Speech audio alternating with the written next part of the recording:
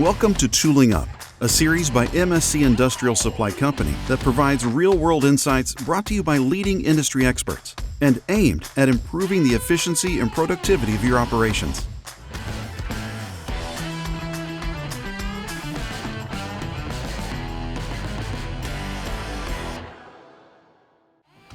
Hey everybody, this is Eddie with MSC, and welcome to this episode of MSC's Tooling Up, featuring Mechanix Wear.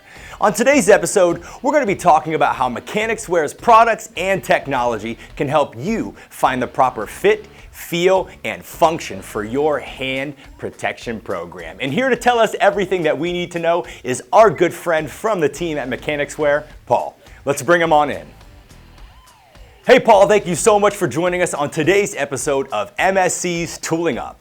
Before we get started, why don't you tell us a little bit about yourself and what you do for the team at Mechanix Wear? Sure, glad to be here, and thank you for the invite. My name is Paul Harris. I'm Vice President of Research and Development for Mechanix Wear. I've been in the glove industry for about 25 years. I have served on International Safety Equipment Association, where we help write standards for adoption for ANSI, both on gloves and glasses. Have multiple patents on both design and utility, and I guess have been the recipient of about 7 New Product of the Year awards over those 25 years. So it's been fun to watch the development in that time. Wonderful. Well, thank you so much for joining us on today's episode. So now that you're here, let's jump right in.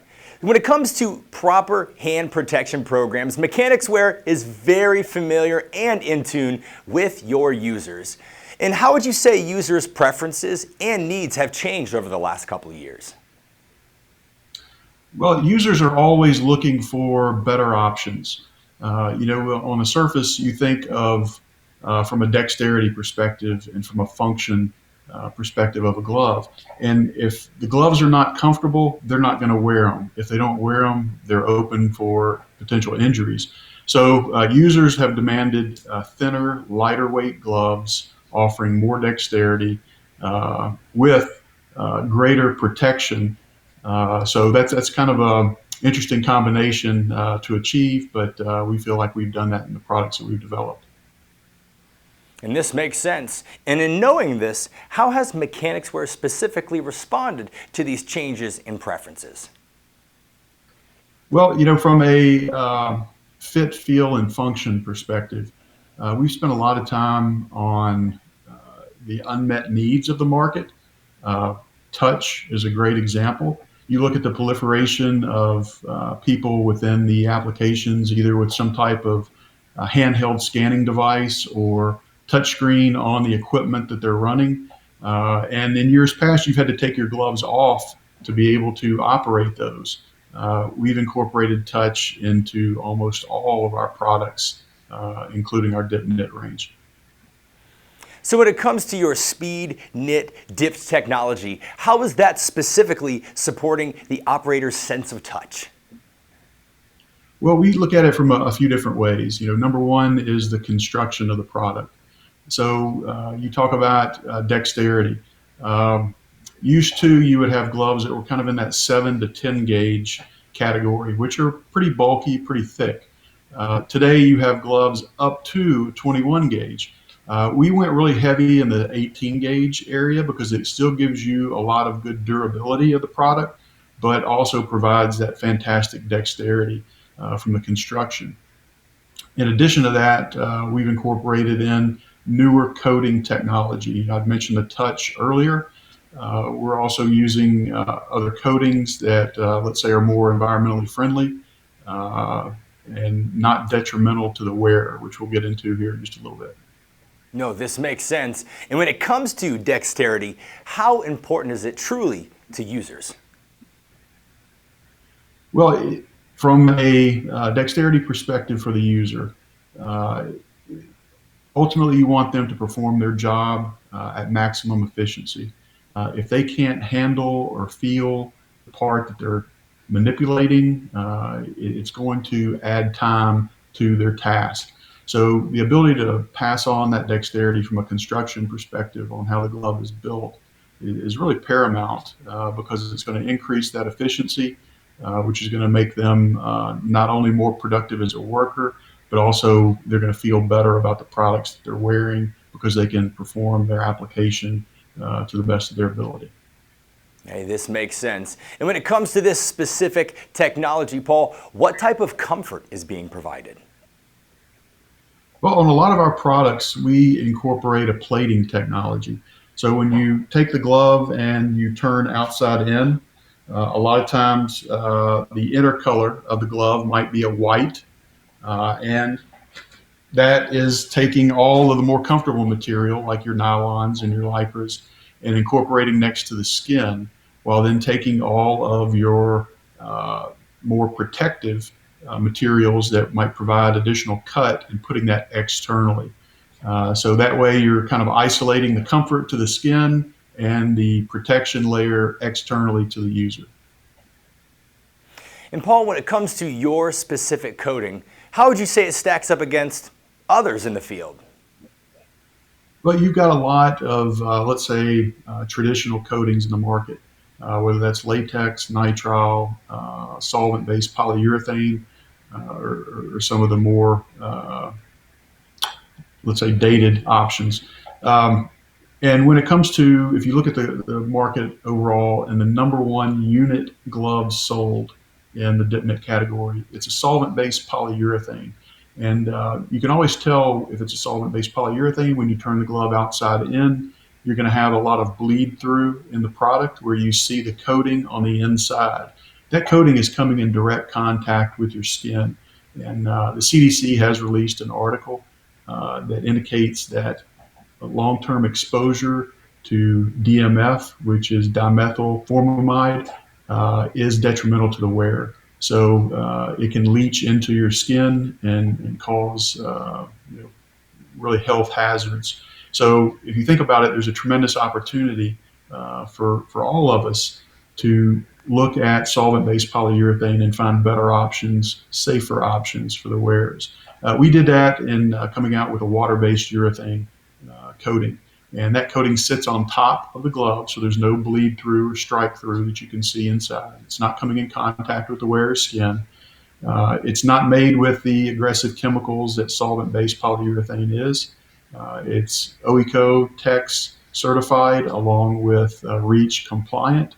And a couple of the other things, it's also going to be silicone free. And why that's important, a lot of gloves contain trace amounts of silicone. You have certain industries, whether that's aerospace industry, painting applications, glass industry, to name a few, and certain manufacturing that mandates silicone-free options.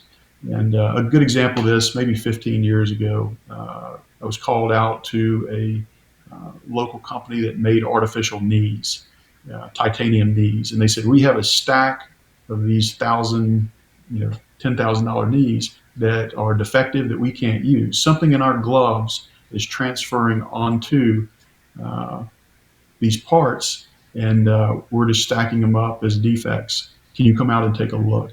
And when I went out and took a look, the gloves that they were using did contain trace amounts of silicone. That silicone was transferring onto those titanium knees. So I was able to swap them out into a silicone-free option that solved their problems.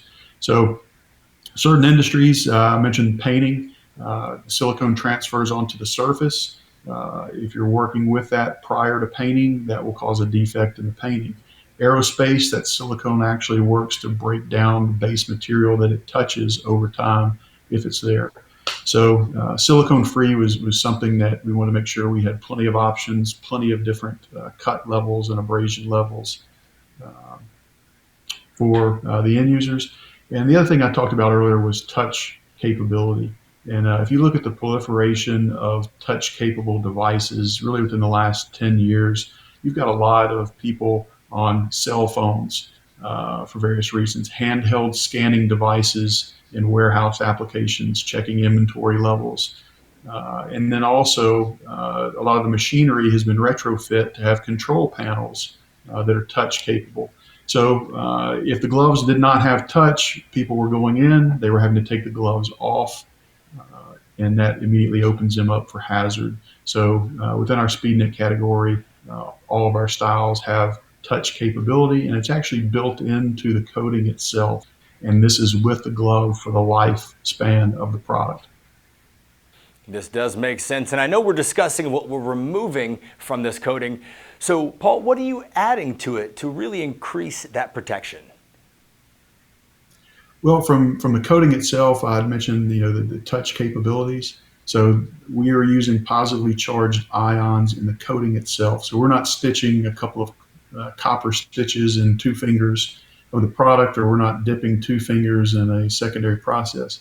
The entire coating is touch capable, and that's going to be with the product for the life of the product. From the actual construction of the glove, we want to talk about the use of tungsten steel. And with tungsten steel, you can have all kind of different quality levels of steel when it comes to applying your glove.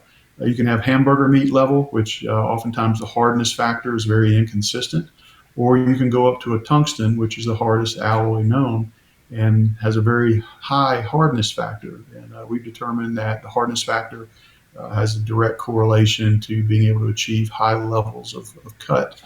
And we stay away from using glass in our products because that glass does diminish with use and can cause a contact dermatitis, along with much reduced performance from a cut resistance with use because that glass breaks over time.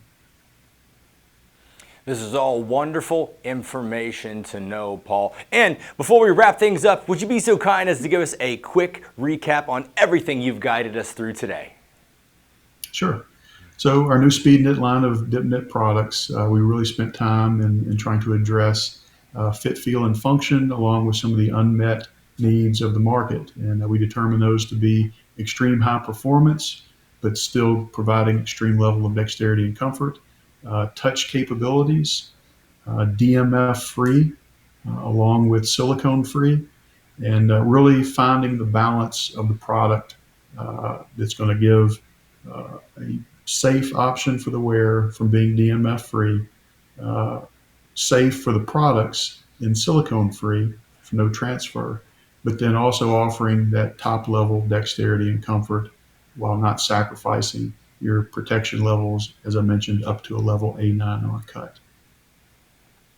Thanks so much for that quick recap, Paul. And lastly, for those who need to learn more, where can we go to get more information on not only the products we've discussed today, but all the other amazing advancements that you're bringing to the market? Sure. You can see all of our products at mscdirect.com/Mechanix Wear. Wonderful. Hey, thank you so much, Paul, for joining us on today's episode of MSC's Tooling Up, featuring Mechanix Wear. Want more insights and ideas to improve the efficiency and productivity of your operations? Check out the Tooling Up video playlist to see how we can help improve your operations. And subscribe to our channel so you never miss out.